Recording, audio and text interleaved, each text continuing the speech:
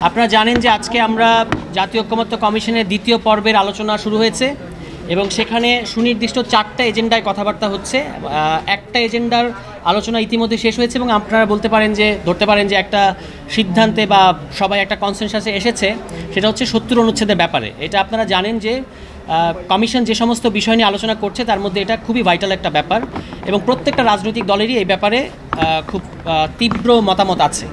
এক্ষেত্রে এখন যেটা হয়েছে, আমরা বলেছি যে অর্থ বিল এবং আস্থা ভোট, দলের বিরুদ্ধে ভোট দেওয়া, এই দুটো বাদে অন্যান্য সকল ক্ষেত্রে সংসদ সদস্যরা স্বাধীনভাবে মতামত প্রকাশ করতে পারবে।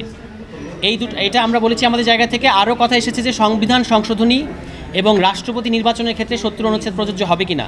আমরা বলেছি যে এটা সংবিধান সংশোধনীর প্রযোজ্য হওয়া উচিত হবে না। তার কারণ হলো এই সংবিধান সংশোধনী এবং যখন 70 অনুচ্ছেদ একসাথে কাজ করে তখন আসলে এমন সব সংশোধনী দলগুলো আনে যার মধ্য দিয়ে বাংলাদেশ রাষ্ট্রে ইতিপূর্বে অনেকগুলো সংকট তৈরি হয়েছে। এই কারণে সংবিধান সংশোধনীর ক্ষেত্রে দলের পক্ষে থাকাটা বাধ্যতামূলক কিনা হবে কিনা একটা সংসদ সদস্যের জন্য, এটা আরও আলোচনার দাবি রাখে।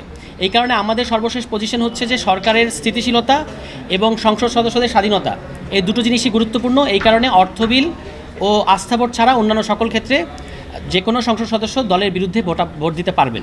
এই ঈদে জামা জুতো অ্যাক্সেসরিজের ডিসকাউন্ট না, 3টি বিষয় ঐক্যমত্য হয় নাই, 3টে বিষয়ে প্রস্তাব আছে। এই মানে আস্থা ভোট, অর্থ বিল এবং সংবিধান সংশোধনী, এই 3টা প্রস্তাব এসেছে। কিন্তু আজকের হাউসে এবং রাষ্ট্রপতি নির্বাচনটা আজকে নতুন করে এসেছে। তো রাষ্ট্রপতি নির্বাচনটা যদি আমরা বাদও রাখি, 3টা মূল বিষয়, তার মধ্যে সংবিধান সংশোধনীর ব্যাপারটা আলোচনায় এসছে। কিন্তু বেশিরভাগ দল এখানে আসলে এই ব্যাপারে বলেছেন যে সংবিধান সংশোধনীর ক্ষেত্রে সদস্যদের স্বাধীনভাবে মতামত প্রকাশ করতে দেওয়া উচিত। আর এই ব্যাপারে যদি সিদ্ধান্ত নিতে হয় তাহলে আরও কথাবার্তা বলতে হবে। দুটো ব্যাপারে সবাই একমত হয়েছে।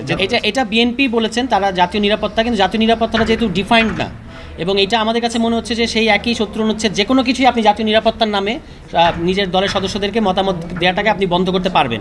এই কারণে এটা দরকার আছে বলে আমরা মনে করি না। যখন সত্যি দেশে কোনো সংকট তৈরি হবে সেই ক্ষেত্রে আসলে এমনি একটা কনসেনসাস তৈরি হয়ে যায়, সেজন্য 70 অনুচ্ছেদের কোনো প্রয়োজন নাই। সরকার অধীনে এটা আমরা আগেও বলেছি যে এটা যে কোনো দল নিরপেক্ষ, যেমন জাতীয় নির্বাচন যেহেতু দল নিরপেক্ষ সরকারের অধীনে হোক, এটা সবাই চায়। স্থানীয় সরকার নির্বাচনও যদি দল নিরপেক্ষ সরকারের অধীনে হয় সেটা ভালো হবে, কিন্তু আরও কীভাবে টেকনিক্যাল দিকগুলো এগুলো নিয়ে আমাদের আলোচনা করতে হবে। আপাতত আমরা নীতিগতভাবে এটার সাথে একমত আছি।